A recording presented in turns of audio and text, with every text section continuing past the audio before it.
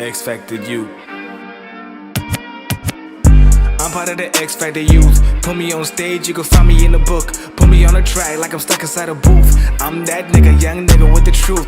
Black body with a Jewish mindset flow. Black man with a lot of grind, I know. Inside I go, my mind's on though. I hide my mode, me blind my bro. Never ever did they realize my bro. Grown man making niggas cry, my bro.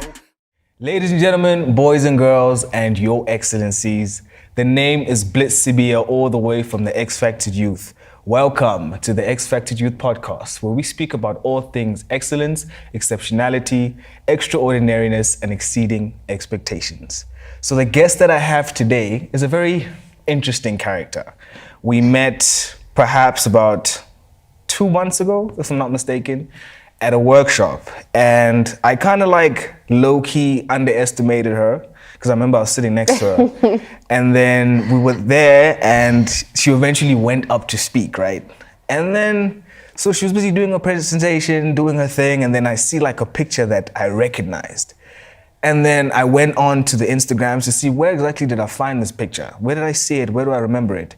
And eventually popped up that, no man, she's done a youth tour with a very good acquaintance of mine under his organization.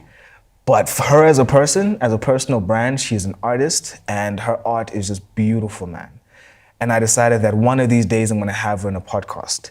She's done magnificent projects. She's gone on to do massive interviews. I mean, we can see her on the YouTube. And she goes by the name Kganya Mogashoa. How art thou? Hi Bliss, how are you doing? I'm good. How have you been? I'm good. Yeah, thank you for having me. I'm happy to be here.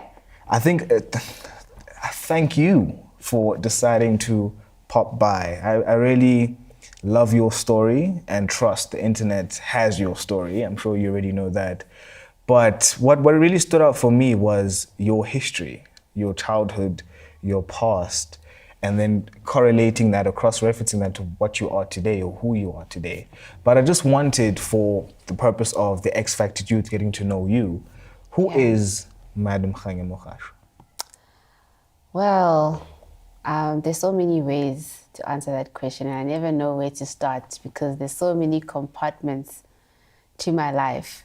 But in short, for those who don't know me, I am a visual artist who creates artwork that is a form of activism for women's rights and mental health. And I create mixed medium paintings from oil paint, acrylics. I incorporate African fabrics, weaving in our stories and also looking at how women's rights are being responded to on a daily basis and the practicalities around it, the activations that are happening beyond the canvas, and telling stories that people don't know about. There are so many women who have contributed to our political, economic, and social climate who go unrecognized on a daily basis. And I realized that there's so many stories that have gone unnoticed where I would have exhibitions and people wouldn't even know who they are, you know. Someone thought, when I did one show, someone thought Albertina Sisulu was a man. And I was like, oh my goodness, we need to do something about this, you know. And it's people whose names we drive past every day, the buildings we drive past every day, but we don't actually acknowledge how much they've shaped how we function today. If people like Sophie de Brain, for example, didn't choose to stand up for what was right and stop carrying passes. I mean, that's a huge part of what the Women's March was about, right? And we are in August. It is Women's Month. And so I always think to myself that, you know, I wouldn't be where I am today if they decided to shrink back. And so those are the stories that I document, and not just in South Africa, but around the world, because women's rights is not just an issue in South Africa, it's a global thing. You know, that no matter where you are as a female counterpart, you're going to face the same problems.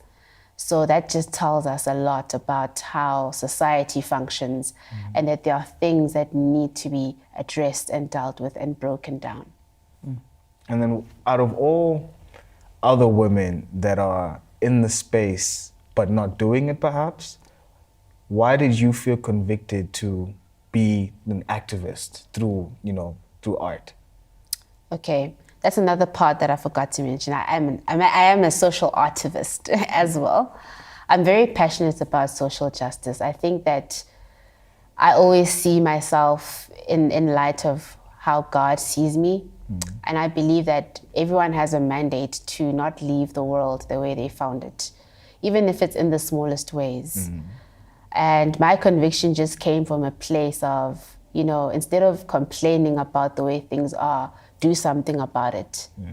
Because you're looking at someone else hoping that they will change the situation, but they're looking at you and thinking the exact same thing. So, we all have a role to play to be the change that we want to see.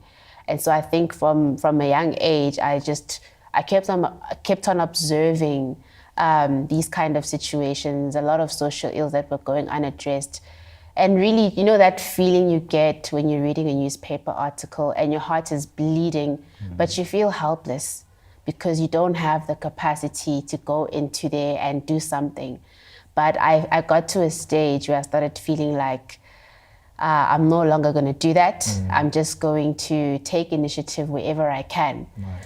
And even though I had a lot of voices telling me who's going to listen to you, but eventually I realized that people actually want to hear about it. Otherwise, they wouldn't be showing up at my events. They wouldn't be participating in the conversations that I'm bringing forward.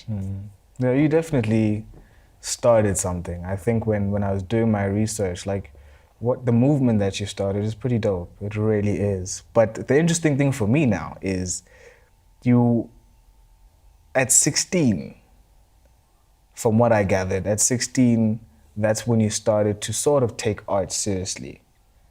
But before then, I remember you said in one of the documentaries that from a younger age, that's when you started probably discovering that, you could be an artist, but you took it seriously at 16. How was it like in the household in terms of the pushback? We all know, I wanted to be a rapper at some point. Yeah. And my parents were just not At about some it. point. At some So point. you're not doing it anymore. No. I've since left that space.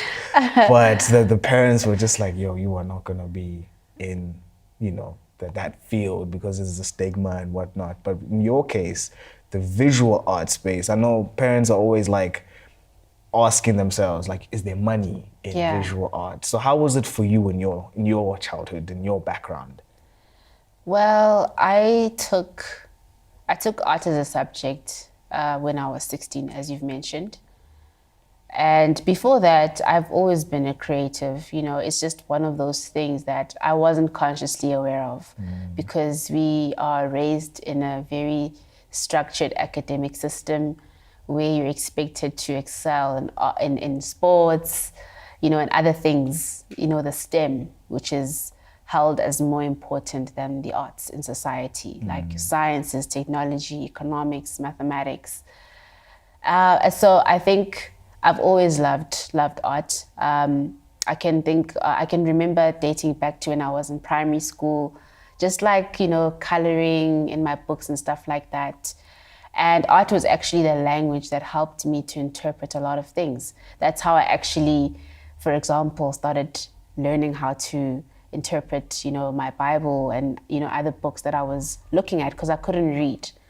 And so images were basically a way of helping me to understand, a lot of things. And so I think from then, when I got to high school and it was time to pick subjects, I felt a little bit, unsure. So I remember at some stage my mom suggesting that, okay, why don't you just, take art? And I thought it was the most craziest suggestion because I thought to myself, me, art. I actually felt intimidated whenever I would walk past, the art studios at school. And then I thought to myself, you know what, let me just try it out. If it doesn't work out, then I'll just switch subjects, it's cool. And then I took it as a subject. It was just one of those things where I took a leap of faith. And one thing about me is that I am a risk taker, okay? And that's part of the reason why I got to where I am today. You know, I don't pull back from something that I feel like I have to do. And so I decided, let me try. And a year later, I then became top student for visual arts, you know, in the entire school. And that was like a source of reaffirming that maybe this is something that I should be doing. Yeah. And then also there was a bit of uncertainty still around that okay, after matric, then what? You know? And so I thought to myself, okay, I don't know what to do when I get to varsity. I mean, it's not like I didn't think about doing fine art, but, you know, like you said, with parents and stuff like that, not being sure about which path you're going to take. Are you going to be financially sustainable? I got to varsity, and then I took interior design as a course. I actually got accepted for graphic design, and I was like, no ways, I'm not doing graphics. I literally prepared an entire portfolio for graphic design, thinking that it was for the interior design department, because they sent me the graphic design, preparation for an interview. And I thought to myself, this is not what I want. But in any case, in short, during my time doing interior design, I kept on gravitating a lot back to art. And even in interior design, we still had subjects where we had to create artworks. So the good thing about it is that I learned to create with different materials, different techniques. It was my first time using things like watercolor, you know, not things that I didn't really do that much of in high school. So I grasped as much as I could, even in interior, and used it to help me weave what I wanted to do with my fine art. And so in the end, my dad passed away in 2015, so he didn't get to experience that stage, that era in my life where I decided to take a leap of faith in fine art. So when I graduated in 2016 and 2017. You know, I went on further with my BTech honors. And then from there, I did some corporate jobs, designed, residential properties, retail stores, did a whole lot of council drawings and stuff like that, which, I don't really like technical work. So I didn't really enjoy it that much. But I remember 2018 was a huge awakening for me. From that time to 2019, I felt like God was like, okay, now it's time, So 2018, I remember just stumbling across a magazine at church, which they were looking for artists, And I used to keep asking God, where do I fit in here? What am I going to be doing? And so I think that was like God saying, there's your answer, And so that's when I started painting publicly for the first time, and started having a bit more confidence in what I was doing, and even the confidence to tell people that don't address me as an interior designer anymore. I am now a fine artist. And I told my mom the same thing. And I just felt like, if I had to die in the next 24 hours, is this the legacy that I'm going to be happy with? Is this it for me? And I just knew in my heart that this can't be it, I felt like, in a way, that was God propelling me that, you're going to have to account for your life and the choices that you're making. So I looked around the office that day and I thought to myself that this is not what I want as my last and my final goodbye. So that really propelled me to just take the leap of faith fully and really trust in God that everything's going to work out. So from then onwards, I just really started painting during worship nights and entering competitions, doing some artwork for the city of Joburg. I still have a painting at the New Town Park in Johannesburg that I did for a billboard. That was one of the first biggest projects that I did. I remember feeling so afraid to do it because I thought to myself, am I going to be able to do this? But I did it. And it was just a way of me also challenging myself. So in the nutshell, that was a bit of the journey that got me to, leading to where I am today. Yeah. Interesting. Because your mom wanted you to be an accountant. My parents did, both of them at some at some point, because I think it was my dad's aspiration actually, because he wanted to be an accountant, right? And you know how things were during the apartheid era. He was not afforded that privilege. He used to tell me that, you know, he went to a university where he wanted to study it and was not allowed because he was black. And that longing to be an accountant has always been a thing for him, right? He ended up becoming a teacher and being very deeply invested in politics and education. But I think that he always had a longing to fulfill that aspiration that he felt was stolen from him as his dream. And also because, you know, according to society, it's a good paying job, you know. But I think, there came a point in time where my parents started acknowledging that I'm not wired for that, you know. There comes a time where you wrestle with the thoughts and the feelings, and then you reach a stage of acceptance where it's like, okay, this is how our child is and we can't change it. And I also had to get to a stage where I had to set boundaries for myself to acknowledge that I have to take responsibility for my own life and the talent and the gift that God has given me, you know. You're very headstrong with that though, because I remember in one of the documentaries, your mom mentioned that she took you to an interview. I think you were for your interior design. And one of the things that stood out for her was when you said to the person that's interviewing you that you want to be able to enhance aesthetic spaces. Yeah. I'm like, yo, man, even I was like, woof, that gave me goosebumps, because I'm like the pushback. You were so headstrong in that. And, you know, I applaud you for that. I really do, because it's not easy convincing your parents, especially, it comes from a loving place.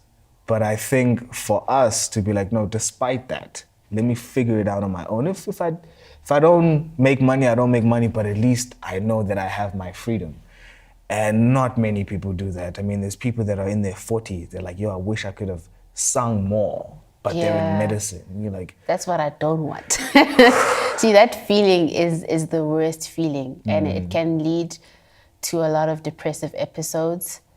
I think that it's so important that you acknowledge and realize that you're given another day for a reason. If God felt like, you know what, you're done for the day or whatever, he could have just easily taken you, you know. Your job is done. Yeah. But the fact that you're still here means that there's something that is still unfulfilled, that you still need to do. There's unfinished business that you have. And so I think that that's something that also helps to keep me grounded, that listen here, you're here for another day for a reason. You're here for another 24 hours to fulfill something. And so I don't think I'll be able to live with myself knowing that I've wasted that opportunity, because it will never come again. You know, once it's gone, it's gone. Facts. No, man, I applaud you. I applaud you. And I think I want to get to this point now. Visual art. Yeah. Fine arts. I think I sort of understand what your parents were getting towards. I told you a story off air that, you know, I was in Paris when I still stayed in Germany for a bit, and I went to the Louvre Museum and I got to see all the fine art and stuff. You know, first of all, I didn't even know what the Louvre Museum was about. I remember I was by one of the triangles and I was on Google. I was like, yo, what can I see? And then it said Louvre Museum, like, yo, let me try it out. It's only when I was inside, I was like, yo, I've seen some of the art that's here. You know, it's from the Jay-Z and Beyonce song.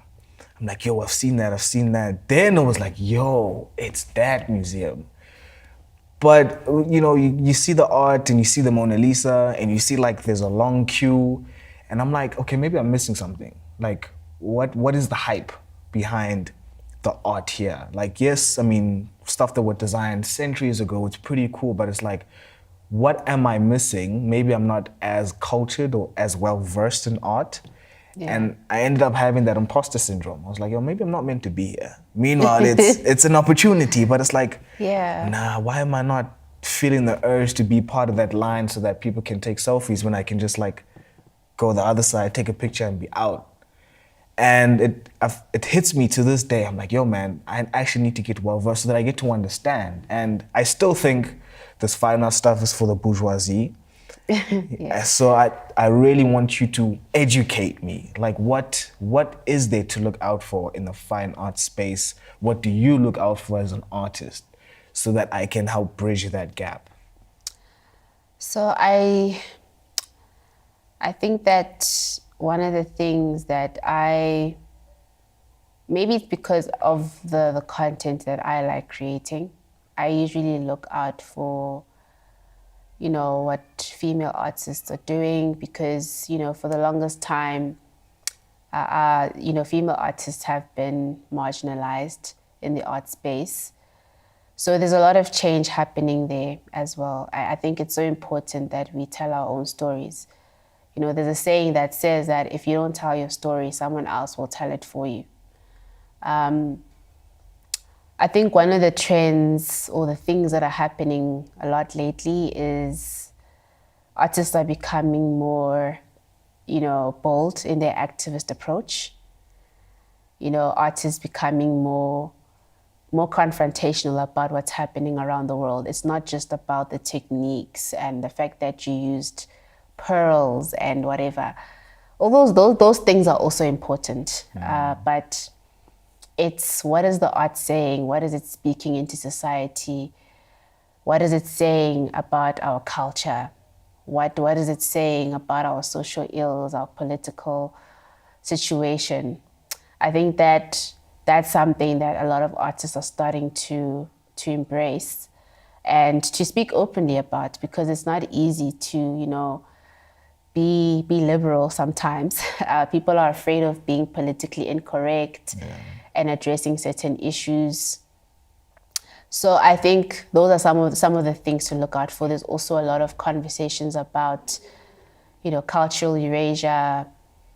And I think that's why, the African art market is doing so well at the moment, because there's a lot of, conversations about racial injustices, how our historical context influences our modern day era today, the build up of all of that and where we are now. And I think also there's conversations around where we see ourselves in the future, So I think justice is becoming, a point of subject matter. Things like environmental justice as well are starting to become a thing. So in terms of what I'm looking out for, it's definitely artists that are speaking into social justice and artists that are coming up with practical solutions beyond just showcasing art and bringing aesthetic appeal. I always think to myself that, what's the point of hosting an entire art exhibition if people are going to leave the same way they've arrived, And yes, people will collect the art, but in the end, people collect art and then they put it away, and then something else is trending. Then they put that away, and then something else is trending. But we really need to think beyond just, creating artwork for aesthetic appeal. So that is definitely something that is very close to my heart. And I'm definitely looking out for, especially Black female artists, which is one of the reasons why I'm excited for the next chapter of my life right now, where I have an opportunity, which I'll share later, about a collaboration that I'm going to be doing with another female artist, because, it's very rare where we come together and do stuff like that. So there's definitely a huge shift happening, not just in politics, but also in the arts as well, when it comes to, stereotypes and what's expected of female artists. And I still get experiences like that where I have a show and people think I'm just the administrator or I'm just the curator. And when I tell them I'm the artist, they're like, "You're the artist?" They're expecting me to be there to be the salesperson or something like that. So I think that there's a lot that has to change in terms of how people are wired and how they see art. So I think, yeah, I would encourage you to look out for art that speaks into those narratives, and also look out for exhibitions that are happening around, your context, your immediate context. Almost every week there's exhibition openings. Those are opportunities to participate in activations where there's things like panel discussions, discussing these subject matters, which are so important, because artists, to a certain degree, do shape our culture and the narratives that we choose to entertain. So it's important, I think, for people to be present in those rooms and not feel like, this is for people who are artsy. These are conversations that are very important, that inform our creative process as well, that you're consuming on a daily basis. True. You know what I mean? Yeah. Whether you are consciously aware of it or not. So I think, that's where I'm at in terms of what I'm looking out for, and just looking for opportunities to disrupt the gatekeeping in our industry as well. I think that's what more or less where I am in my headspace. Okay. I want to touch on the gatekeeping aspect. Yeah. You mentioned, because again, I still think like fine arts, especially if you look at the space like architecture, interior design, it's only open to a few people. And as you said, like art does shape, society. If you look at architectural designs, I mean, we still talk about Queen Victorian, buildings to this day. In Europe, they talk about the Gothic architecture. So it does shape the society. And I think personally, the elitists have made it difficult in terms of barrier of entry. Because I was watching a podcast by the Penwell Show. And one of the people there is like a master's in architecture. And they say that the barrier of entry for people to even qualify, it's difficult, but also the idea of knowing that you're going to be an architect, it's from a young age. I mean, it comes to people buying books on buildings, and all of us in grade 7, I remember there was this kid that used to just go to the library for those books on particular, I'm like, what the hell? Like, why would I get a book on buildings? But it's like, no, he had a plan. But also, he came from a rich background, you know. He was one of those people that played the piano, the violin, all that stuff. And it's like, okay, clearly there's something there that is open to a very few. But now you in that space, what have you seen in terms of gatekeeping, the clickiness? What have you experienced there? Wow, that's very interesting, because I didn't study fine art. So I basically had to work my way up, literally, from the bottom up. Whereas, people who study fine art, at least they're given that opportunity to access certain, people to a certain extent. I'm not saying that they have it perfect, but it's definitely slightly easier to engage with certain people like curators and stuff like that, because universities, make you participate in practicals and stuff like that,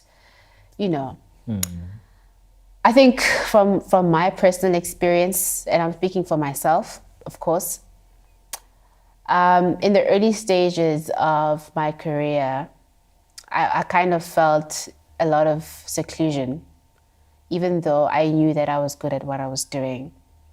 But it was just the thing of, it's all about who you know.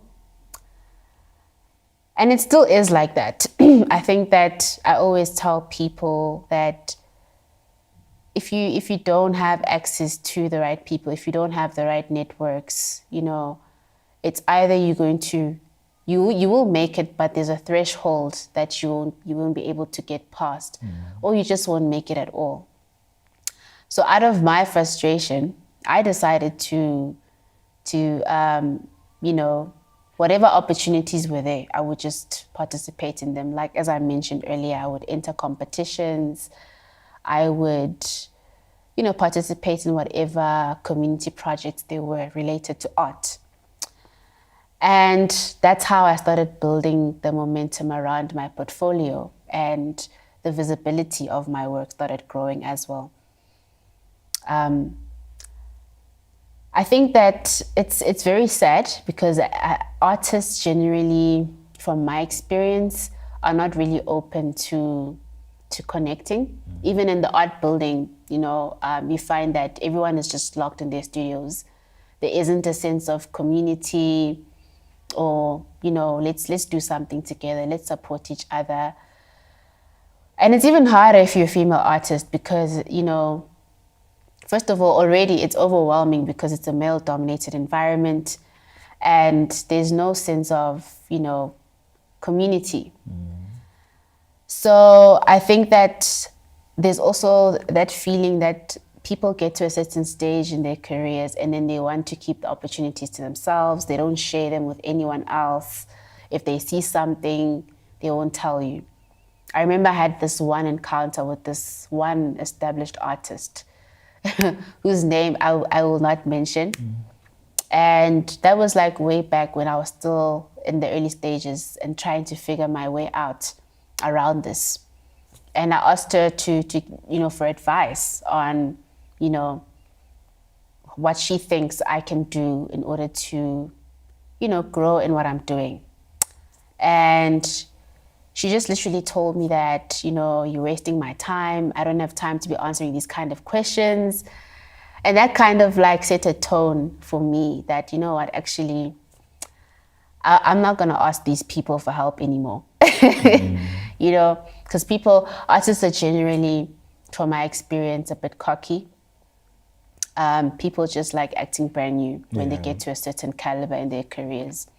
And even before they become that, they start becoming very, I don't know, like snobby, sort of like. And in terms of like your galleries and museums and stuff like that, they do have their specific niche markets that they're trying to attract. They have their art collectors. And so they will generally, select artwork based on what they think is going to sell. Because at the end of the day, they're also trying to keep their lights on. You know what I mean? Got you, yeah. So if even if your work is really amazing, if they feel like it's not going to be suitable to who they're going to sell it to, then chances are they're not going to put it on the market.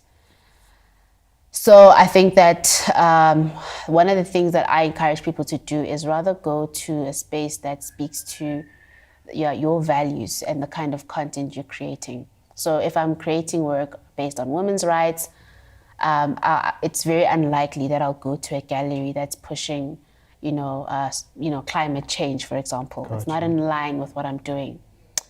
But I also think that there is an element of knowing people. I've been to a lot of art events, art fairs and stuff like that. It's like, I don't know how to explain it. But if people don't know you, they don't know you exist, they know nothing about your work, chances are they're not going to let you into the circle. It's like, who are you? That's the kind of energy that you'll get, generally speaking. So I think that it's all about who you know, with the whole gatekeeping thing. There's a lot of artists out there who create a lot of questionable art. True. And you just wonder, how did this person's artwork make it here? But it's because of their connections, which is why I really encourage networking a lot. Even if you're just going there just to ask questions or speak to the curator, you never know, and just try and put a word in that, hey, this is the kind of content that I create. And, that's how those kind of conversations sometimes just happen. It doesn't have to be anything, rigid. You could just go there and ask questions and engage. Go to the speaking engagements, participate in the panel discussions or whatever talks are happening there, But I do think that, for me personally, one of the reasons why I'm working so hard to upskill myself is because I see a gap in that space where there's a lot of gatekeeping that I want to disrupt. Because there's so many talented artists out there that are not given a chance. And I do remember in the early stages of my career when I tried reaching out to certain people. I remember there was this one gallery that told me that, you know, your work is too political or something like that, you know. But over time, I chose not to compromise on my artistic direction. I still continued doing what I'm doing. And I decided, let me work with those that want to work with me.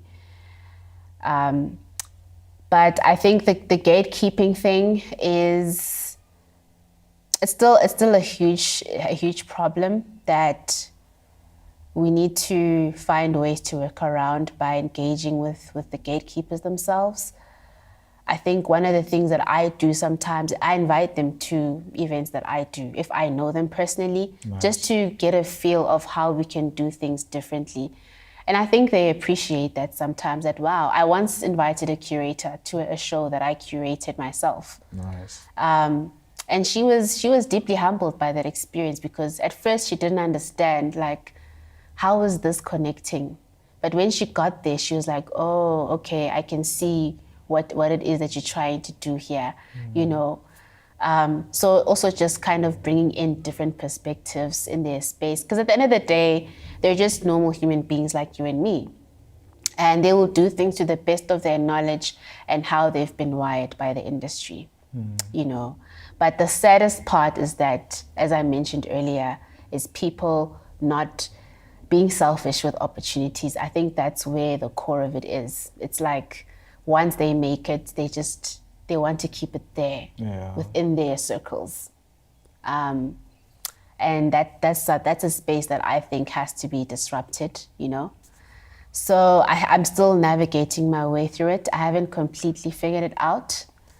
I think I'm still growing when it comes to understanding how to interact with these people, and helping them to understand how to be more inclusive. I know that art is a very sensitive environment, you know, especially when it comes to money. There's a lot of money circulating, and you know, art collectors have their market and all of that. But yeah, I think in a nutshell, I will say that we really need to change how we see the market, how we see ourselves, and how we're treating other people wherever we are, so that you don't end up becoming a gatekeeper, even if you're unconsciously aware of it, you know? Yeah. One of, and you don't have to answer this, but like one of the gatekeeping that you face, is it not somewhat also from a funding perspective? Like, is there a lot of pushback there as well? I think that funding is definitely a problem. It's not just a South African problem, it's a global problem. You know, I think that we do have a leadership issue when it comes to how funds are being dispersed in our industry. And it's also a thing of, I don't think that we have enough leaders that understand the arts well enough to know how to make it sustainable. I think that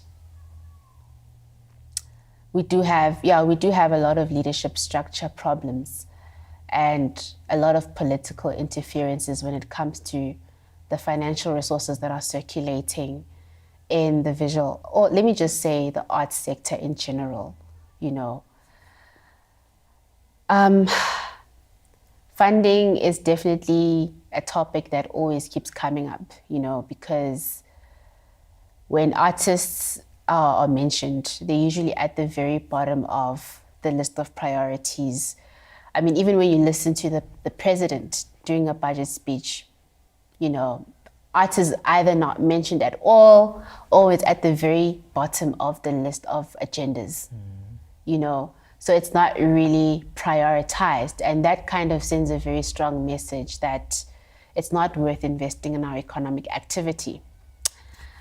So I think that when it comes to funding, it's I don't know. I think I don't mind some of the funding opportunities. sometimes I feel that it's not a sustainable way of keeping us going as artists. You do have to get to a point where you can actually, make a living from what you're doing and not have to keep on, going from one funding opportunity to the next. But I find that I have approached some some government, officials about this. And sometimes, in most cases, they just never come back to you, or, you just, you don't get a response. Or even if they tell you, this is what you should do, it's like, yeah, I've already tried that, can we come up with a more sustainable solution, So I think that it's also just a thing of people have the resources to help you, but they're just not making an effort. They're deliberately choosing not to do anything about it. It's not that we don't have the solutions. We just don't have leaders that are willing to fully implement, So I think in terms of, gatekeeping in that way, I would say that the corruption aspect of it plays a huge role, because a lot of funds are not being dispersed the way they should. And I've seen personally projects where artists would approach, an arts funding organization, whether it's a government. Mostly these encounters are in government, where there's a certain amount of money that's allocated to a project, but you don't know that, right? You just the artist. You just know that, oh my gosh, I'm getting, let's say, 50K for this project.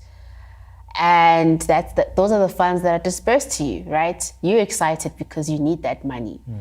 But you don't actually know that behind the scenes, that project was actually worth 200K.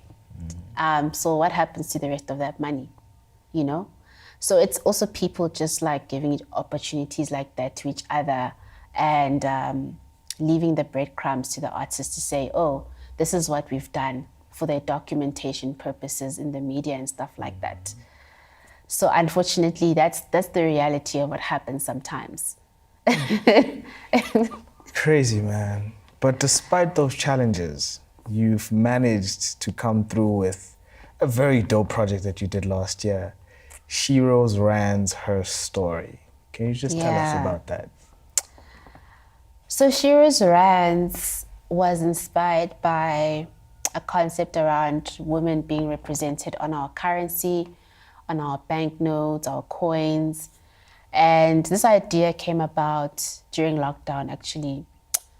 Like, I was literally washing dishes, and I just heard a voice say to me, have you ever seen a woman on a banknote before? And I thought to myself, no. And at that time, I was preparing for my first exhibition at State Theatre, which was Women Are the Architects of Society.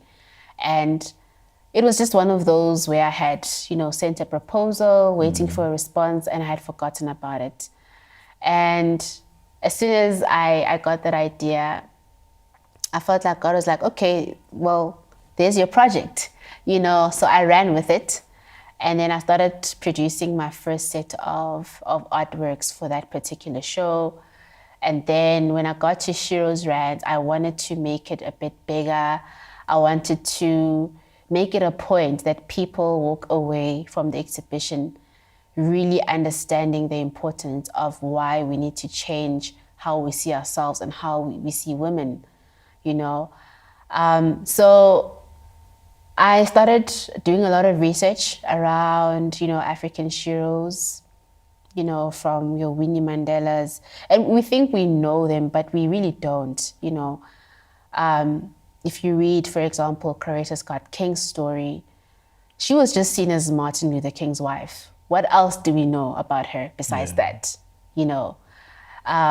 Needless to say that she contributed a lot to the movements that he did. She spoke a lot into his life and helped him with his campaigns. But she's just seen as, the woman behind, this heroic figure. Same with Winnie Mandela. So I really just wanted to take a moment just to remind us about who these women are and why do we even celebrate Women's Month every year? Like, what's the point of us having this day on the 9th of August? What does it mean for us?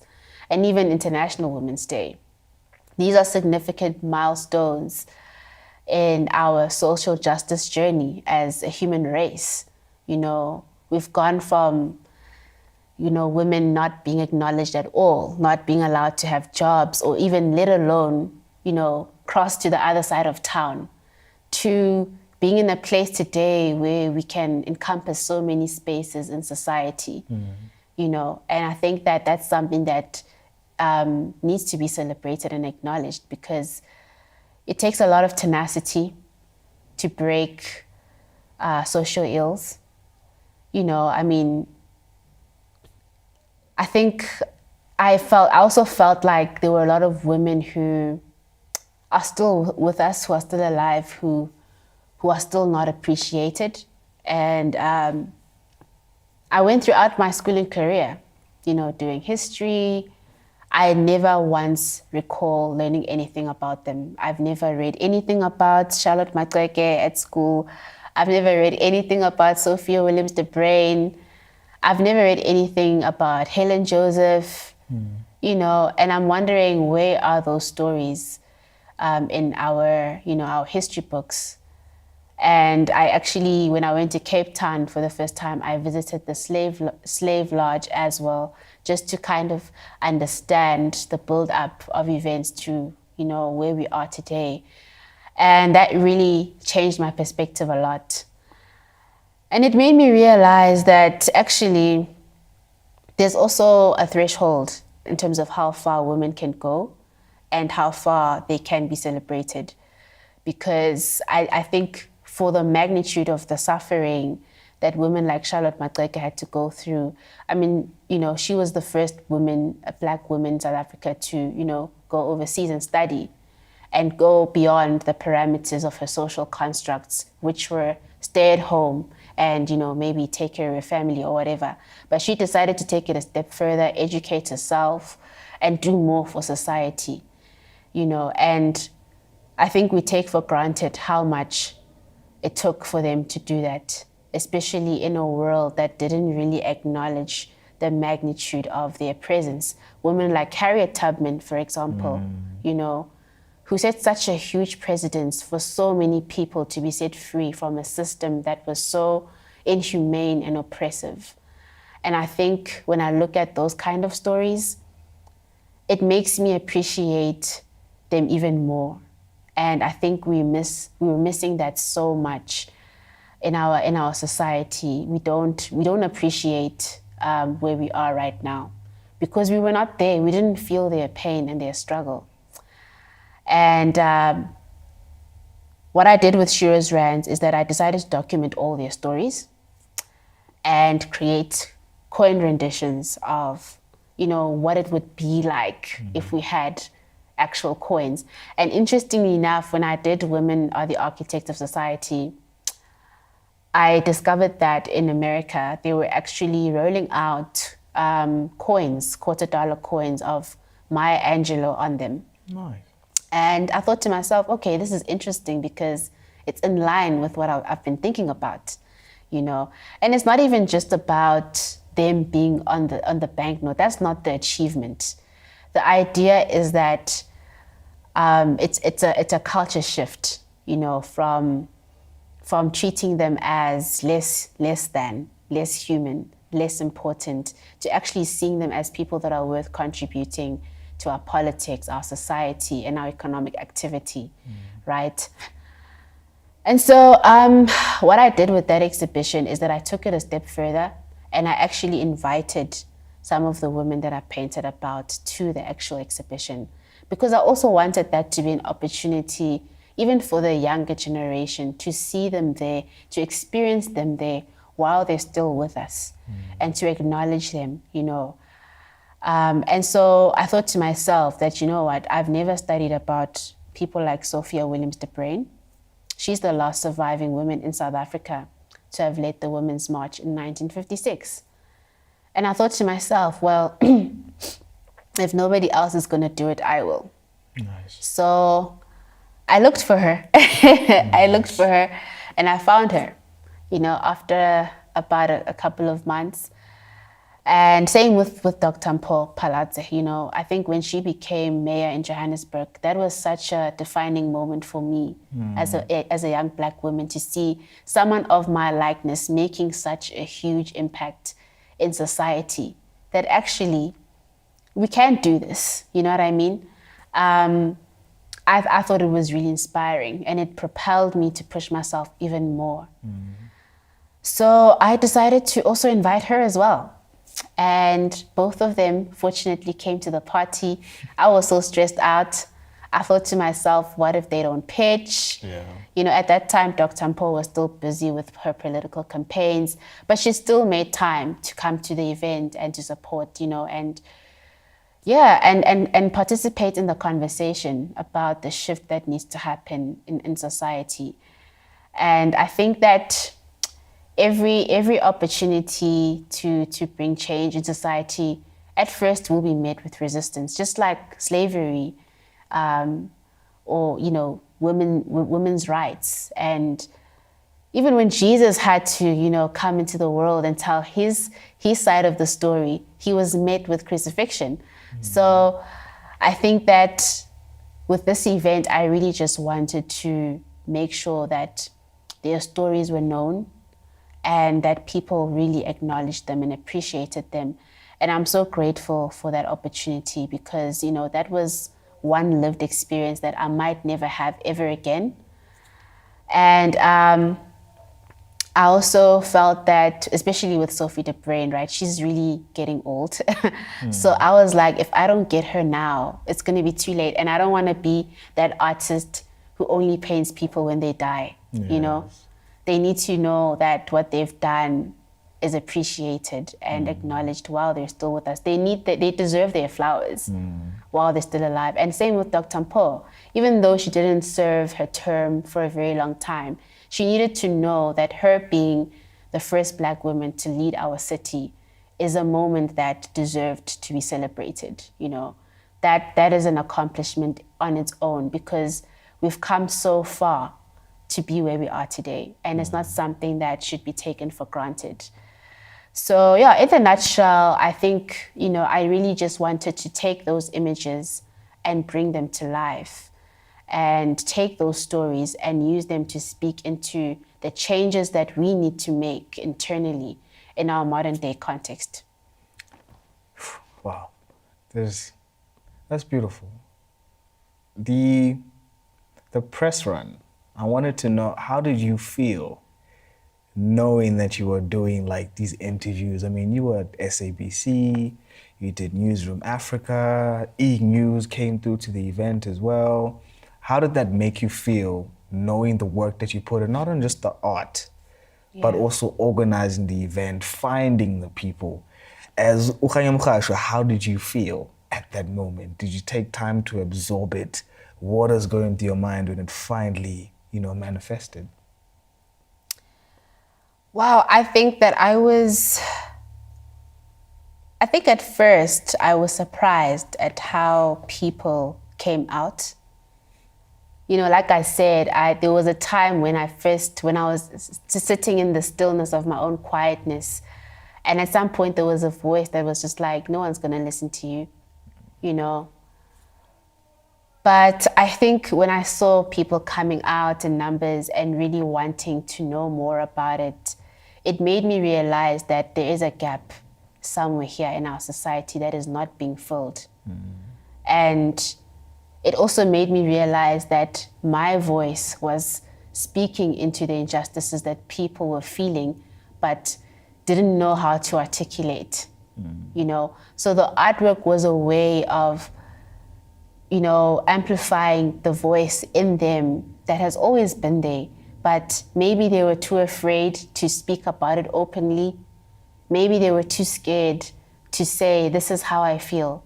But when I said it, it was like, that's exactly what I wanted to say. Got you.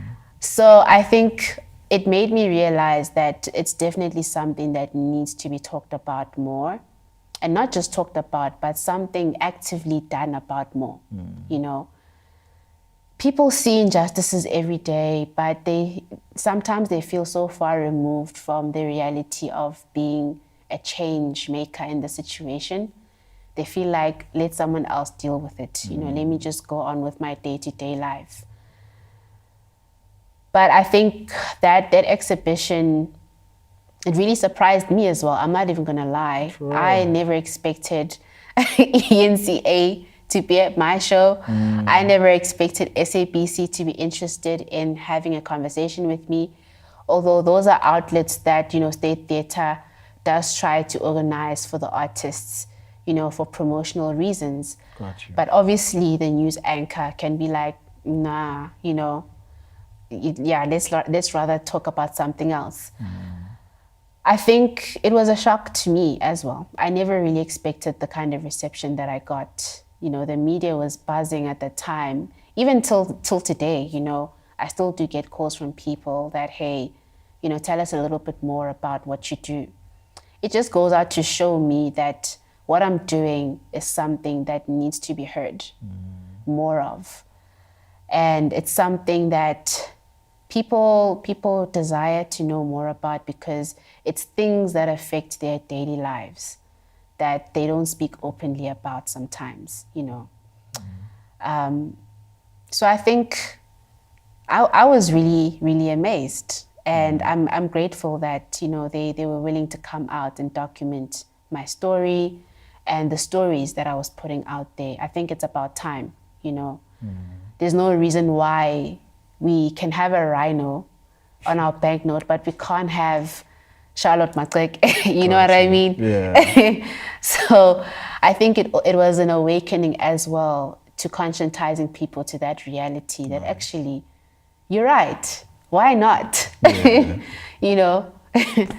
That's beautiful. And it all comes full circle now because I think it's not by coincidence that you want women in banknotes.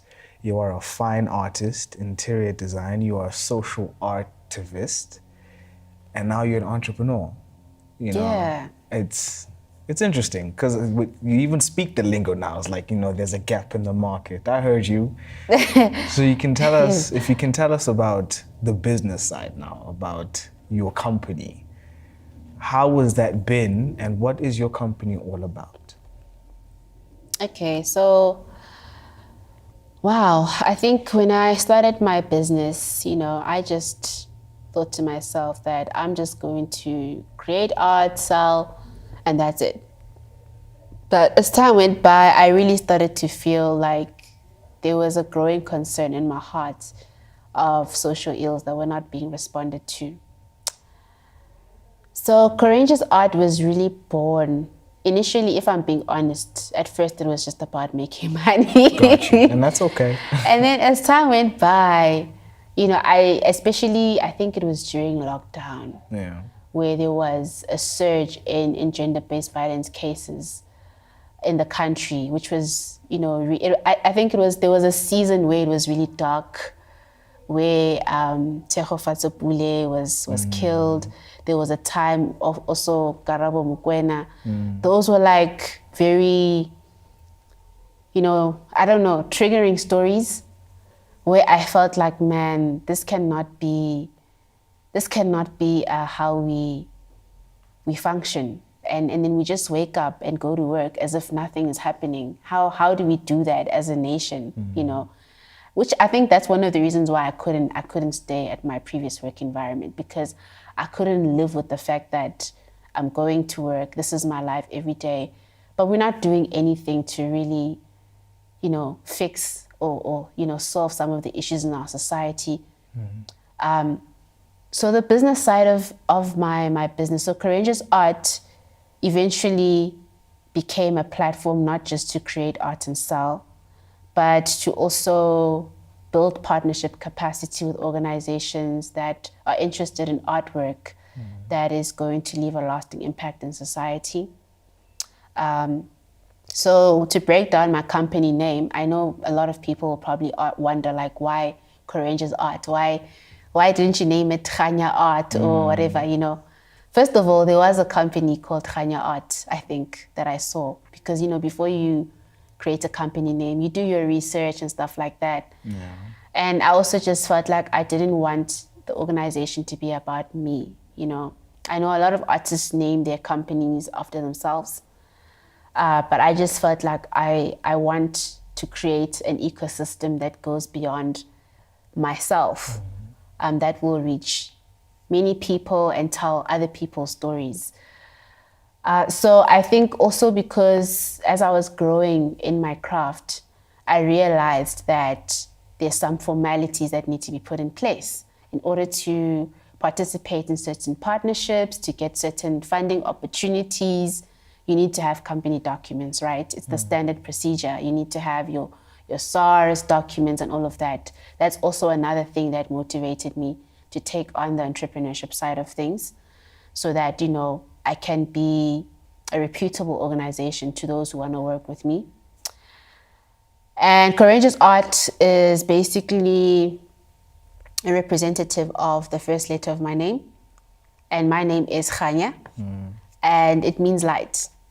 And another meaning is God's light as well. So I do believe that everything that I do is meant to be a light to the world. So whether I'm painting, whether I'm going to do a speaking engagement, in all the, you know, artistic things that I do, I believe that ultimately that's the goal. It's to bring light. Hence, I am invested in speaking into social injustices, right? And then the other part of it is a bit more spiritual. It's more deeper. So, which is oranges, right? Gotcha. People are like, why K oranges?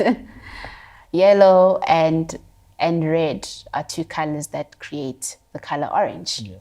And that was an inspiration that came later on after I came up with the name Courageous Art, funny enough. So then I asked God, what should I say? What is Courageous Art? What do you think it is? And then I started doing research about, you know, what that color symbolizes from a spiritual point of view. And yellow symbolizes passionate praise, and red symbolizes the blood of Jesus. So all of that coming together is basically the core of speaking into human rights and the justice that, you know, God so much yearns for all of us. And I believe, you know, God does love justice. And which is why I can't see myself creating any content that doesn't actually change the status quo, that doesn't trigger people to think differently or challenge them to make better choices, right? And conscientize them to their own behavioral patterns and thinking patterns. That's one step away from us living a changed life. So anyway, I'm diverting, but that's what makes up, you know, my company name. And then the entrepreneurship side of it, as I said, came in where I had to now start making money and, you know, engaging with other companies that wanted to partner with me, that were funding my projects as well. So at first it was like, okay, cool, I'll just enter competitions here and there. But there were some that were requesting some paperwork. Okay. And then that's when I decided, let me just put my stuff in line and my ducks in a row. And then I started coming up with like 3-year plans, you know, of what I'm going to be doing beyond this. And then the idea started coming that, okay, fine, I want to do art exhibitions. I want to do speaking engagements. I want to partner with companies that are invested in advancing women in society, social ills. There's so many projects that I want to do, and maybe even, I don't want to give away too much information. Actually, let me just leave it there, because as I said before, I don't like sharing information prematurely, but I do have a lot of ideas, business ideas around what I want to do. So me going into entrepreneurship was basically laying the foundation for all the, you know, the projects that I'm going to be doing, and also bringing sustainability into it, because, you know, it's one thing to have talent and have skills and a gift, but you also need to understand the business side of it so that you're able to be financially lucrative. Because at the end of the day, you want it to work. You don't want to find yourself in situations where you're going to have 10 jobs for the rest of your life. You want to focus on the core of what it is that you're called to do. So I think a part of the reason why I also wanted to go into entrepreneurship was to also challenge our economic sector in terms of how the arts is moving, bringing some kind of structure as well into my, admin, because as artists, we don't really have a framework of how to move because our industry is not regulated. So it kind of makes it difficult for you to know how to position yourself, especially financially, So I think one of my future aspirations is to also solidify financial stability in the visual arts sector, coming up with solutions for that, so that we don't find ourselves going through cycles of having to ask for funding every single time we want to do something. There has to be a point where we can actually live off what we do. So yeah, I think that that's where the entrepreneurship side of things comes in. And I'm very passionate about learning about business because it sets a tone and a structure for how things should be managed. Especially, I know I keep emphasizing this, but finances are a real thing. Yeah. For real. So you can't run away from that. I think automatically when you become an artist, you automatically become an entrepreneur, whether you like it or not. Because you do have to learn how to sell your work. You do have to learn how to not just sell, like as in, financially, but verbally as well. You need to be able to sell your content to your audience, knowing how to get the right market. All those things come into play, You can't avoid it. You can't run away from the fact that you need to know how to package your talent in such a way that people are willing to invest into it. And we need that. So, yeah. Yeah. And is Kgyanya's art, are you in the startup phase? Do you have a team? If you are in the startup phase, be honest. What's it like being the only person, a one-man show, designing or making the art, then transitioning now from artist to trying to sell this particular painting? How has that journey been? It's been tough. I'm not gonna lie. As I said, it's because we don't have a regulated industry, I sort of had to wing my way through it. There's no kind of framework or structure that tells you that, okay, this is what you need to do. And I think even our education system doesn't prepare you for entrepreneurship. They are preparing you to work for someone else. But then, not everybody wants to work for someone else. So what do you do then? I know people with PhDs that are sitting at home and the art is not selling and they're frustrated.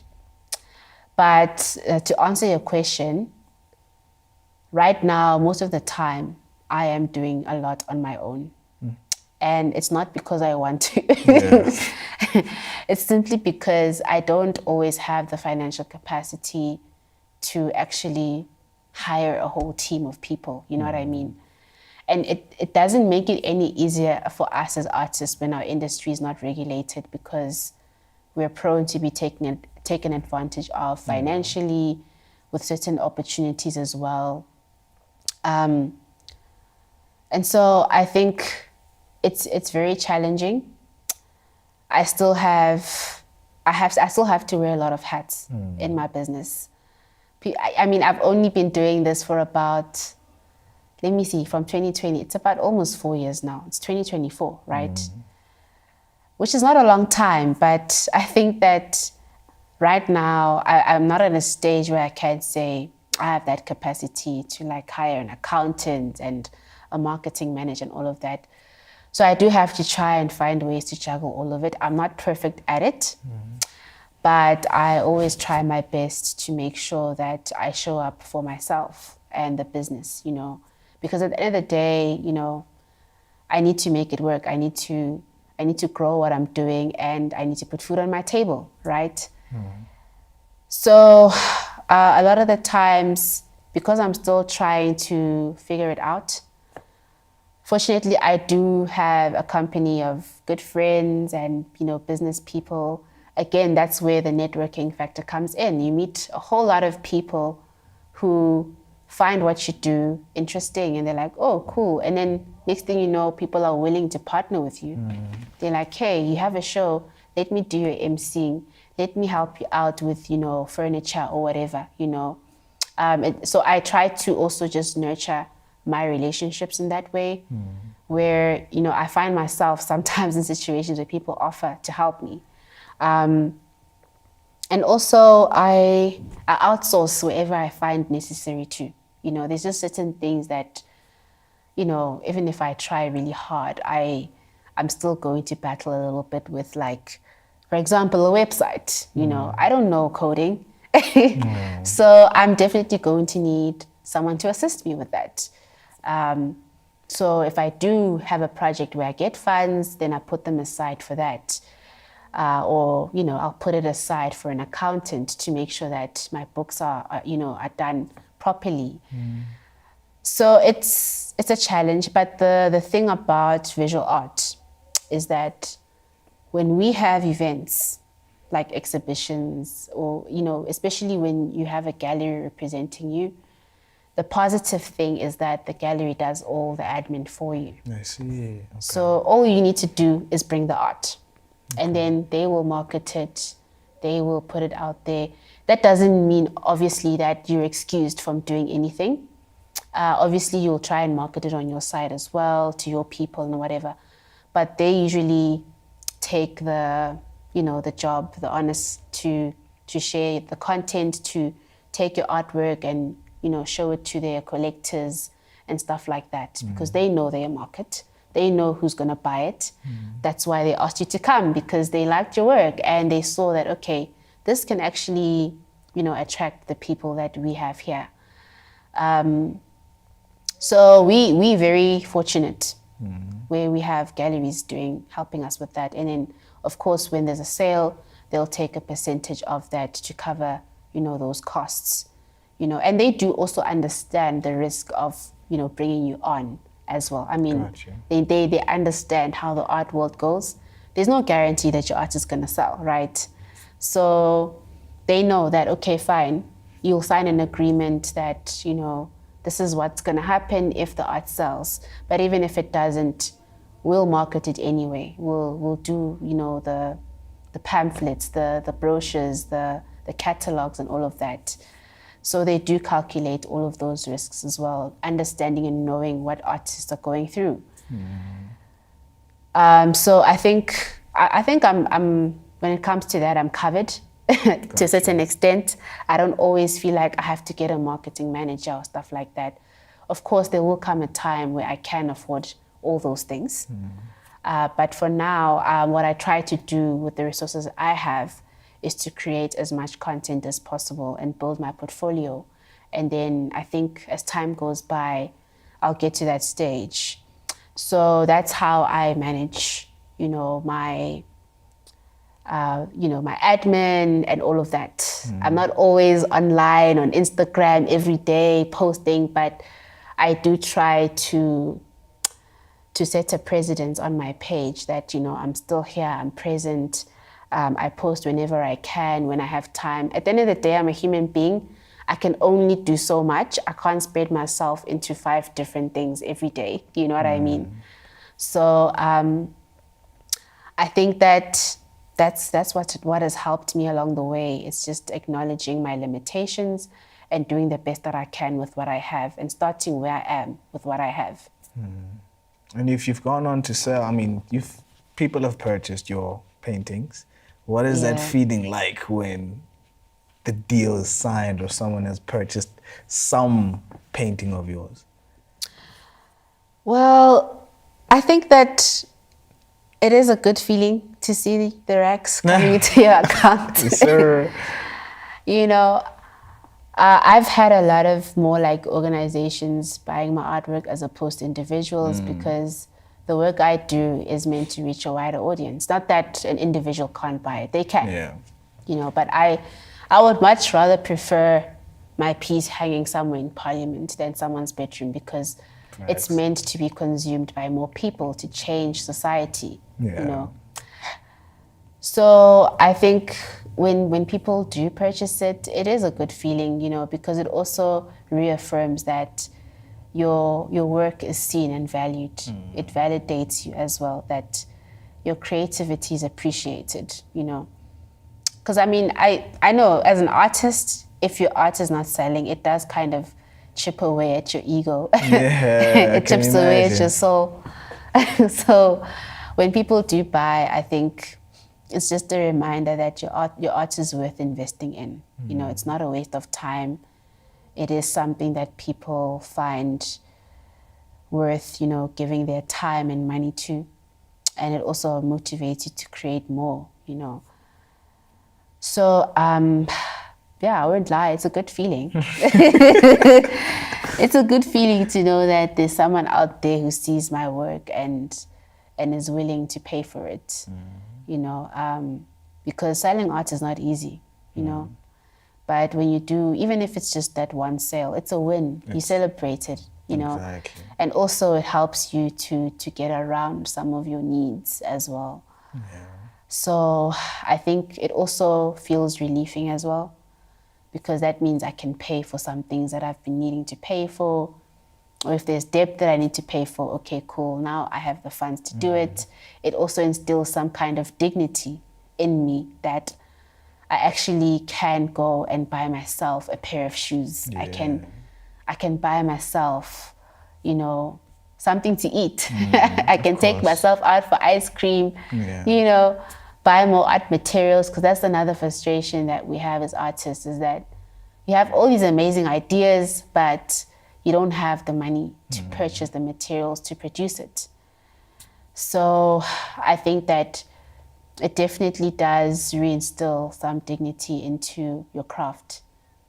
Beautiful. I mean, the reason why I asked that is because, you know, the difference between actual entrepreneurs and tenderpreneurs. I mean, they get money from the government. Then obviously they grease hands. For you to actually go out there and sell a product and know that you the one that had to pitch this thing, talk about the features, talk about the history, why you designed it, and someone purchased that. Hey man, it's not something that we should take for granted as entrepreneurs, because it's not easy. Yeah, it's not. Genuinely not easy. The rejection that you get at times just to make that one sale. I get excited when I make a sale, I'm not gonna lie. Whether it's a book, whether it's someone wanting to do a workshop or a camp, I'm like, yo, someone actually bought my product. Yeah. You know? So it's a beautiful thing, and I encourage you to enjoy that when that moment comes. Like, yo, jump up and down, sing to the world or something, because it's difficult. It really is difficult. It is. But it's a challenge that we've accepted. You know, it really, it's a beautiful feeling, you know, and I'm inspired. I think from this conversation, I've gotten more of an understanding that there's different aspects to the art. There's certain niches, and I'm definitely going to be focusing more. I'm going to be going to galleries within South Africa mostly. Yeah, you seeing should. what is you out should. there, you know, because I'm missing out. I mean, they're free of charge, you know what I mean? I'm like, guys, just go, you know. You don't even have to spend a dime. You just go there. Hopefully, you know, one day you'll be in a position to purchase an artwork, you know, and support an artist. Of course. Yeah. Of course. Oh, man. And then what are you doing currently in terms of giving back? And I'm going to name drop here. So you and I have a mutual friend. Shout out to Kganya Mogashoa, who's, you know, doing the most with Molloy Business Leadership Firm. So with him, I've seen that you've done a lot of work with him. Yeah. If you can just take us through that, and if there's anything you're doing outside of what, you know, what he's doing there, what is it that you are doing? Yeah, that's something that's very close to my heart. And that's one of the reasons why I am doing what I'm doing right now, equipping myself, because I'm realizing that in order for me to be in a position to speak into other people's lives, I need to be equipped for that. And I want them to be well equipped. I want them to be ready to compete on a global scale, which is why I'm doing what I'm doing. So one of the things that I do meet up with, women artists who are interested in knowing more about what I'm doing. Just a coffee, just to talk about the journey and what they can expect, and just to give advice. Sometimes that's all you need, just to, give you that push. You just need someone to remind you that, you can do this. I wish I had more of that when I started out. And so I do make time to meet with, young women who are interested in embarking on this journey, wanting to ask certain questions. Sometimes you don't have the time and space to do that in settings where there's events, because it's so rushed and there's so much happening. So I do give my time to that. If someone reaches out to me and says, even if it's just like a WhatsApp, voice note or a call or something, that's my way, one of my ways of giving back. I think those conversations are really needed. We take them for granted, but a lot of people need to be reminded that you can do this, you really can. I just had a meeting with one young lady this past week, actually on Monday, and, she was just asking me about some of the work that I'm doing and, just some advice on how to go about it. And I think it's so important to prioritize these conversations, because it helps them to bypass a lot of mistakes that maybe we have gone through,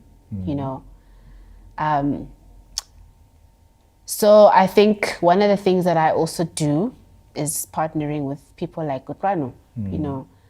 I think that was me also taking it a step further, to give more of my time as well, instead of just sitting in the studio and, creating. Gotcha. I decided to join his youth empowerment tour. And he wasn't the only one as well that invited me for that.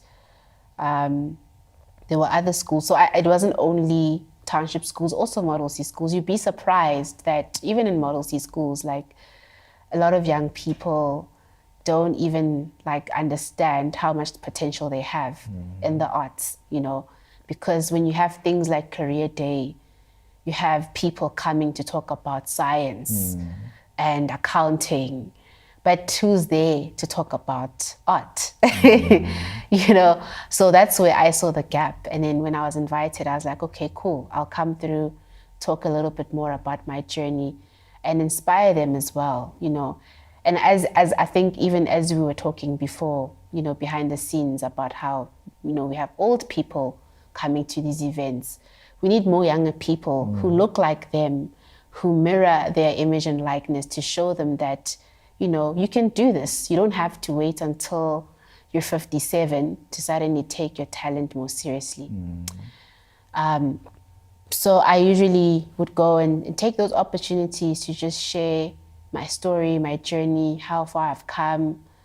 And especially as a young female artist, I think that representation is very important, because we live in a society that wires young girls to be limited to certain things, right? Especially if you're a young female artist, it's like, okay, you're going to be an artist, so, you have to factor in, being challenged about finances, and how are you going to be showing up at home? How are you going to be a mother? How are you going to, because essentially marriage is seen as the highest form of achievement for girls, So now, on top of that, now you want to become an artist. So what are you going to do with your life? What is the plan? So I think there's a lot of stigmas around that are subconsciously weaved into our thinking patterns. And it's not a surprise that we don't have much female artists in the spaces we cohabit. It's always a weird thing. I always find myself in situations where I'm either the only female artist in a competition, or there's only 3 of us or 4 of us out of 21 artists. It's like, where are the rest? So I do those talks, at schools, and I think I embrace that, because a lot of that conditioning has to start at a school level before they even go out there and decide what they want to do with their lives. I remember dating back to when I was in school, I didn't really know what I wanted to do. I knew that I was a creative, but in terms of what specifically I'm going to be doing, I wasn't sure, right? I could just see myself running my own business. I could just picture myself sitting in my own office, with my pencil skirts and my pencil heels, but doing what I don't know. Yeah. And I think going to these youth empowerment tours really encourages me to give them a feel and a sense of what to expect when they come into the space. And also because our education system doesn't really prioritize, visual arts as, a subject. A lot of young people are just pushed into the STEM. And I think that it's about time that we acknowledge that not everyone's brains are wired for that. And it's quite sad where you see a lot of young people being pushed into those spaces. And of course, they don't do well, and it can really break a person's spirit, right? It's not because there's anything wrong with them that they're not doing good at math, they're not doing well with science. It's simply because that's not who they're created to be. And what I've learned through my journey is that no matter what you try, I can sit for hours with a calculator trying to figure out balance sheets and income statements. And sometimes I will consult my accountant and be like, okay, cool, I don't understand this part. I've read it, but I still don't get it. I'm sorry. I'm trying. I just don't understand. I'm trying.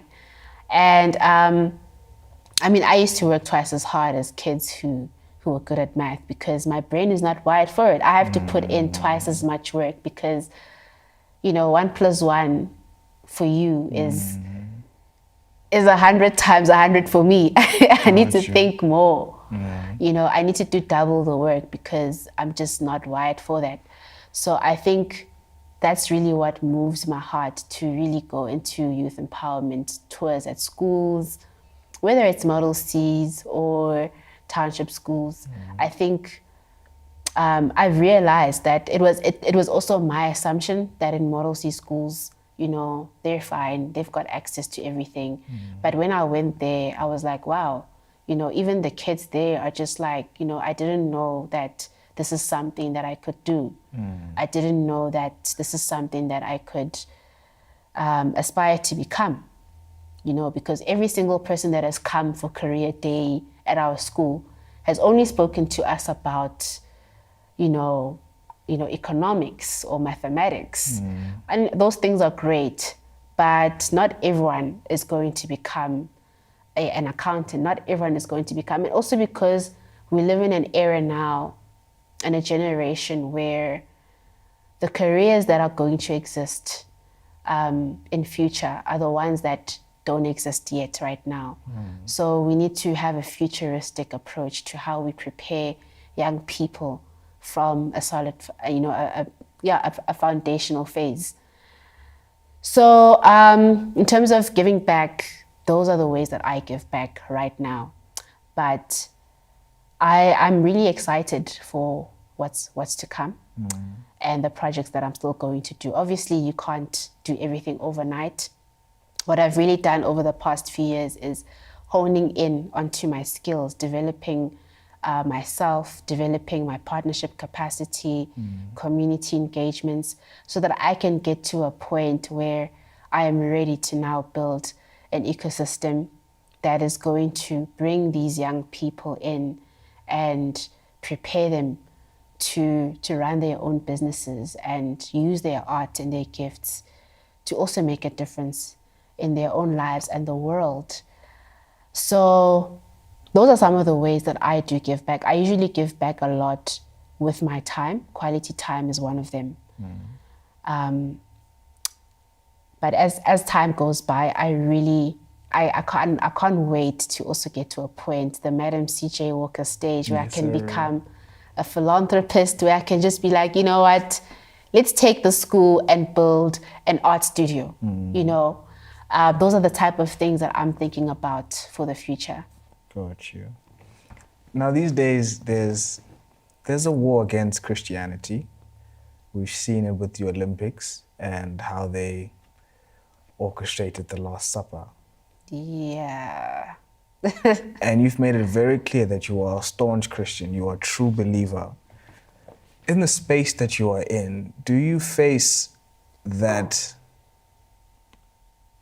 how do I put it? Do you face that where you can see that, no, the Christianity aspect, the disrespect for the Bible, for the religion, do you see that in your space? Oh, absolutely. For All the real? time. All the time. I mean, nowadays, I actually think that people don't even create art anymore. They just perform rituals and they say that's the art. Got you. That is literally their showcase. Yeah. You know, that's what it's become. Where people just don't even bother putting in much effort anymore. It's definitely becoming more and more evident over time. And especially in our sector, I mean, there's, you know, you'll see when you go to exhibitions what kind of conversations are being had. Yes. It's kind of hard for us. I must say, imagine, it's yeah. very hard because now you're contending with conversations around how to address, you know, the LGBTQ community, how to address, you know, how women's rights are being responded to, feminist movements.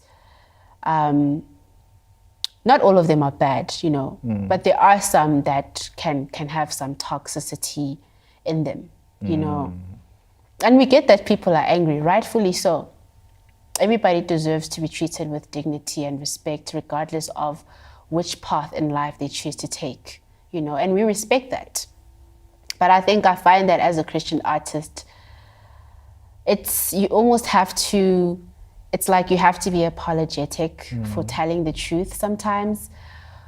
And if you do, you have to be strategic about it, because as soon as people hear certain keywords like Jesus or the Bible, they just get turned off. They're like, no, I'm not going to this exhibition, you know. So you have to find, you know, strategic ways to communicate those things in such a way that they don't feel like you're shoving the Bible down their throats, and that you're acknowledging who they are in the midst of everything. And I think one of the things that God has really poured into my heart in terms of my content is to create content that speaks into justice for all people, for all women, specifically in the context of what I'm doing. And, you know, it speaks to God's heart for people in general. He does want justice. You know, he's not okay with people being treated unfairly and stuff like that. So I think one of the things I do is use my artwork to show people that God does care about your needs. He cares about the smallest details of your life. He cares about the fact that, you know, you can't walk safely around at night because you're a woman. He cares about the fact that, you know, every single day you have to watch over your back because you're worried about your safety. You don't feel protected around maybe the male counterparts that you are with. He cares about that. And I think that it's important for us to have that voice. Otherwise, people come up with other solutions that are not healthy. So I use my art as a way to also say that, you know, God cares about women's rights. He cares about their justice. And I think it's not an overnight thing. It's a journey. But I do sometimes experience a feeling like a pushback, because it's a bit of a territorial space, right? In a dark way, in a dark sense, where there's a lot of artwork that is being created, you know, for things like ancestral worship. A lot of that is happening because, as I mentioned before, that there's a lot of conversations on culture erasure. Gotcha. And I get that we are trying to, you know, restore our stories as Africans, which is good. I tell African stories as well. I tell stories about African women who've made a difference in the world. I tell stories. I celebrate them. I don't worship them, but I create images to send a message that, this is the kind of shift that we need to be moving into as a society if we want to live out the change we want to see. And this is God's heart for women. This is the expectation or the framework that we can work around to reach a common goal around some of the things that are frustrating us. So it is a quiet, dark industry. And even when it came to the question about gatekeeping earlier, I didn't want to say it, but that is also a spiritual thing as well. Where, there's certain entities around that limit you participating because you're going to come with a message that is going to disrupt certain things that are happening right now. So it's very hard sometimes to be open, but I've gotten to a stage where I'm becoming more and more unapologetic about it. I think that if they are so free to tell everything, then why should we be afraid? I've had situations where, for example, there was an artist who advocated for my work to be taken down.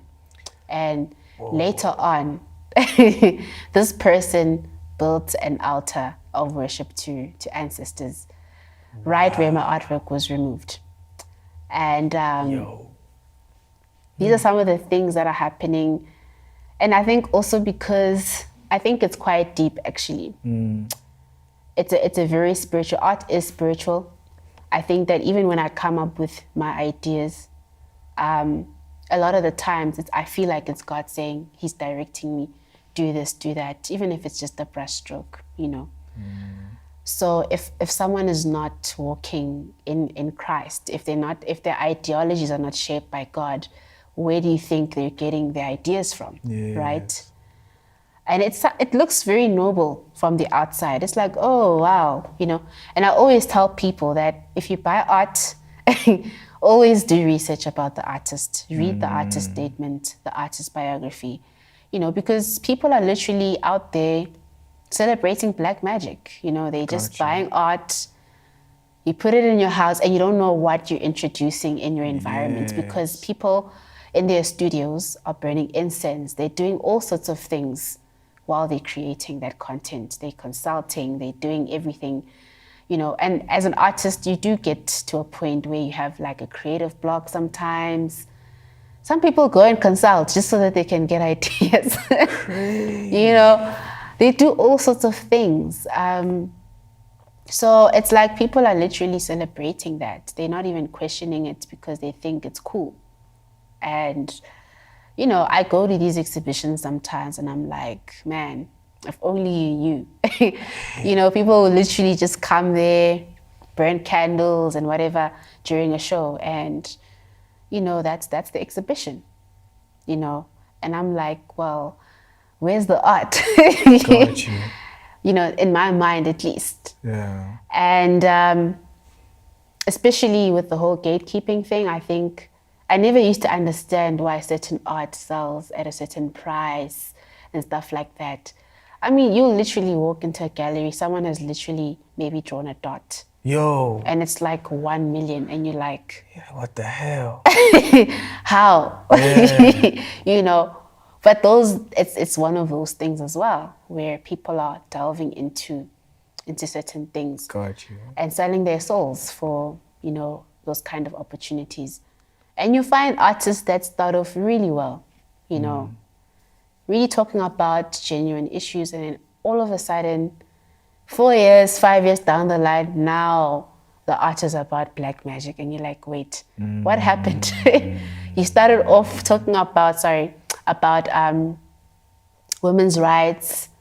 Now you're talking about, it's like kind of, it's the same subject matter, but now you've tweaked it a little bit and added a little bit more of that. Yeah. Which is, it's a bit creepy. But there's definitely a lot of celebration of darkness. And there's very few Christian artists that are speaking openly about their work, which also puts us at a deficit, at a huge deficit, because nobody's really willing to speak openly about it because they're afraid of losing opportunities. They're afraid of being secluded from certain, opportunities, offers. Gotcha. And they know that gatekeepers are gatekeeping. Yeah, they're doing a very good job. If you, for example, say something bad about, the LGBTQ community that maybe they don't like, oh well, there goes It's over. your career. It's done. So I mean, you really have to have wisdom around how you manage those kind of conversations in your work. But nevertheless, you shouldn't compromise on who you are and what you're doing, because there's a lot of compromise with artists who are Christian. For sure. Because of that fear that, if I say something, what if I'm banished forever? What if I lose, opportunities? What if I lose people that are supporting me? But there's quite a lot happening where people are just, people are selling their souls, even to galleries, where people will get opportunities to exhibit their work, but it comes at a cost. I see. And I've seen things like that where I think that's one of the reasons why I was reluctant in the beginning to work with like these major galleries, because Gotcha. I always had this fear that they're going to try and change my artistic direction, to certain things that I don't like. Got you.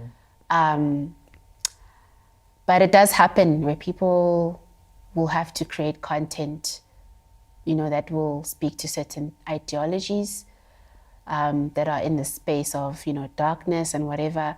And in exchange for that, maybe they'll pay for your car, your house, your art materials.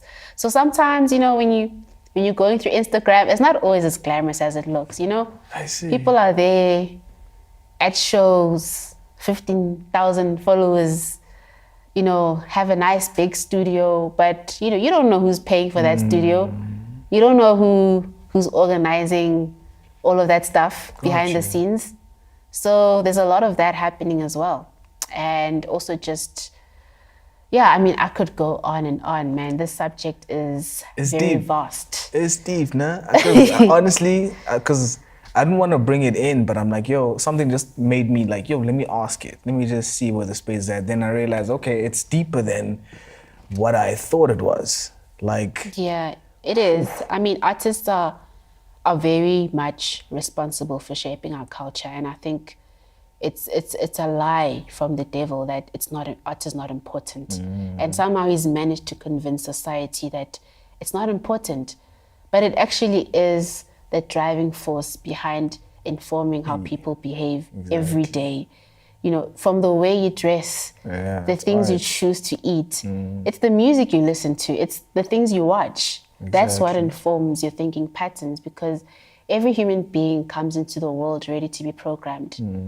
And of course, we were originally supposed to be programmed by God, but unfortunately now, because of the fall of man, our minds are now being programmed by other things, and if you look at, how God used artisans, in the biblical side of things. Yes.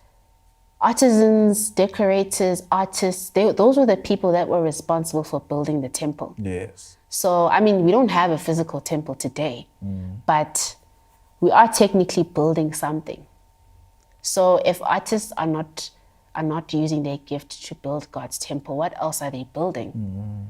So it can be a bit dangerous, because now you're building something else that is attributed to, other things that are not in line with where you've been called.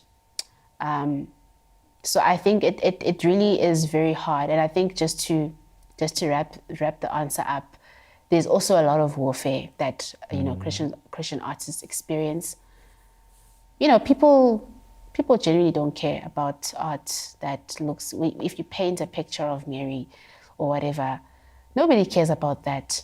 But the minute you start addressing important issues that can change the course of history, that's where, the devil is like, no, We need to get rid of you. You're causing you know, problems now. Yeah. because now you're starting to temper with a system that has shaped people's thinking. And an image is very powerful because once you see it, you can't unsee it. Yeah, true.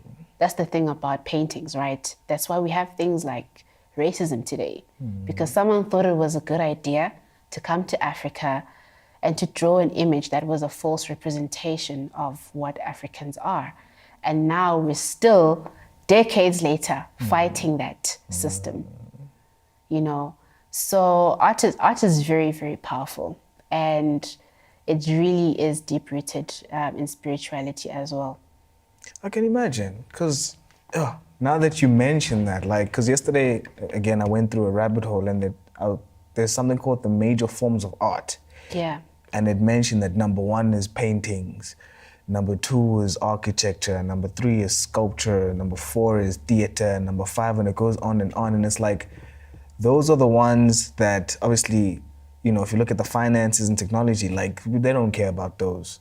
But that is what shapes the society. I mean, back in the day, in the Greek times, you know, people would go to, you know, amphitheaters to go watch theater, which is a representation of what's happening in the society at that time.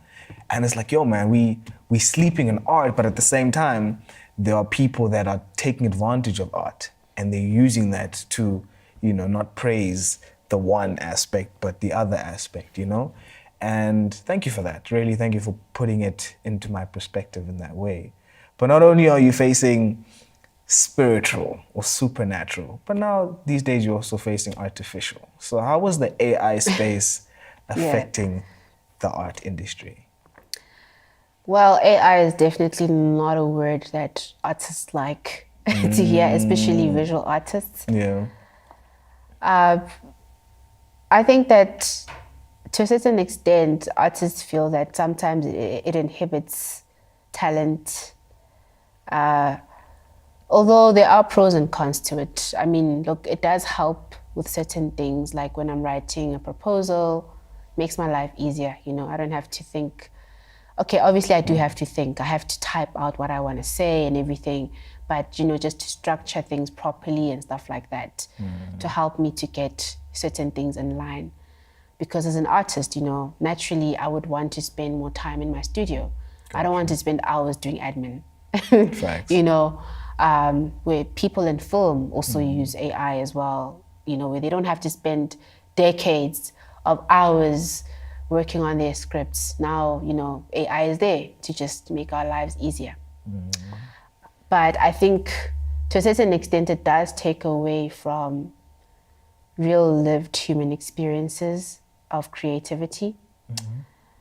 And it can be a bit discouraging when you've created something and then, you know, someone takes a machine and, you know, the same thing is going to be created in a span of 2 minutes, and I've given my entire life and soul to it for days and months. Exactly. And also, it's a bit of a tricky space, I think, because there's a lot of copyright issues happening with that as well, licensing issues, where artists' rights are not being protected. So I think that is the fight that we are racing against when it comes to AI. That, I think, for me personally, when I think about AI, that's like the first thing that comes to my mind. It's like my art being stolen, you know, my creativity being stolen. How do we manage those kind of situations? Because it's bound to happen where, you know, when you put things out there in the internet, people use AI to do all sorts of weird things. And I mean, they can even like mimic people's voices and stuff like that. If they can do that, what more with my artwork, you know? So there's a lot of skepticism around it. But I'm also just like curious to see how, you know, things are going to unfold in terms of regulating that industry. It's not entirely bad, but I do think that a lot of artists have concerns around that. Like how is my copyright going to be protected? How are my rights going to be managed around this whole thing? You know? Got you. Kganya Mogashoa. So, on this show, we usually ask the guest to tell me what you'd like me to ask the next guest who's going to come on the show. The previous guest asked, what do you believe in and why? And you've pretty much answered that question. What question would you like me to ask the next guest? That's interesting.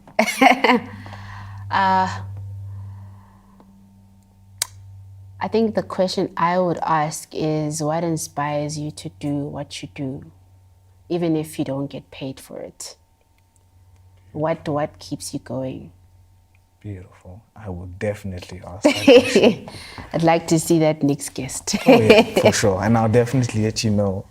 Thank you so much for blessing us with the knowledge, the experience, the interesting facts, but also being very staunch with your beliefs. It is something that I've seen is lacking. And to come across someone who's very, proud of being a Christian and God-fearing, please keep that throughout your journey and keep fighting the good fight. There are people that are here to support you, X-Factor Youth included, where we want to see you succeed. And despite the challenges that you face now and will continue to face, we are here to support you. We do see that you are excellent. You are truly exceptional. You have gone the extra mile with the things that you have done, and I do firmly believe you will continue to exceed expectations. Thank you so much. Thank you. And should I share Oh yes, do your where thing, people man. can find me? Now's your time. That was your job, actually. No, now it's your time. Really, because the last question was, what would you like to share if you were given your, minutes to shine? Do your thing. Okay, well, I think it would make sense for me to just speak about where people can find me on social media. For those who are interested in following me, that would be Instagram. Firstly, you can find me at Kganya Art. That's Koranges. I mean, the best way to remember it is K with an oranges in front of it. That's what I always tell people. You can't forget that. Yeah. So it's Kganya_art on Instagram. And then on LinkedIn, it's Kganya Mogashoa. You can also search Kganya Art. You will find something there. But yeah, my page is Kganya Mogashoa. And I'm also on Facebook as well. I do have an art page there, also Kganya Art. And otherwise, if you're not on LinkedIn or Facebook or Instagram, you can just Google me, Kganya Mogashoa, and you'll see what I do. You can also just Google Kganya Art, which will give you like an overview of some of the things that I've done and that have been documented about my story and my journey. And I think the last thing that I also wanted to share as well is that, if there are people who are invested in, some of the projects that have to do with women's advancement in society, I do enjoy those kind of collaborations. So I am open to, having collaborations like that, partnerships as well. And showcasing artwork at events, speaking engagements. And also, I also felt like I needed to share my travel journey as well. I will be traveling to Dallas, Texas this month on the 27th of August. And I think for the first time during Women's Month, I'm not going to be in my country. But I think that it's a one step to, taking what I'm doing in South Africa and taking it to the world. That's the whole point anyway of what I'm doing. So I will be documenting my journey while I'm there as well and sharing it on my social media pages. So please do share, so that more people can be aware. And at least I'm not going to be the only female artist there for a change, you know. They were actually looking for female artists. That's how I got selected for that program. So it's an art residency program. It's called the Indibano Art Residency. And I will be there for about 2 months. And I will be creating artwork and content that will be speaking into women's rights, not just in South Africa, but also in the US. As you know, there's a shift happening right now in America. You know, Kamala Harris is running for president, which is, you know, we're living in very interesting times. I feel like God is starting to disrupt our theology a little bit there, where, you know, we also have our new Chief Justice, who's female as well in South Africa. So I think it's really challenging us to think very differently about how we manage leadership culture in our respective countries. So yeah, those are going to be some of the subject matters that I'll be looking at during the residency program. And I look forward to sharing it with you guys. And yeah, just, you know, coming back with as much as I can in South Africa. And as I said, sharing it with the people that I'm going to be mentoring going forward. So yeah, that's me. That's right. No, blessings, blessings, blessings. Ladies and gentlemen, you heard it from the great Kganya Mogashoa. She's going all the way to America. Dallas, Texas, baby. Let's go. Hopefully you don't come back with the accent though, you know. I'll try not to, because it's Please. so contagious, guys. Have you been Please. around Americans just for 5 minutes? Please, yo, man. Please, like, just keep the accent that you have. But please, again, follow Kganya Mogashoa on the social medias. If you feel inspired by this conversation, do subscribe. But more importantly, do follow her and her journey, because big things are popping, man. History is being made as we speak. So shout out to you, man. Thank you so much for attending. Ladies and gentlemen, this is Blitz Sibia, Kganya Mogashoa, X Factor Youth Podcast. Signing off. Put some respect, man, I'm running no force. Then my crew got gangas and got bosh. Funny V class, missing time, but we posh. And niggas act like they ain't seen the boy. Put some respect, man, I'm running no force.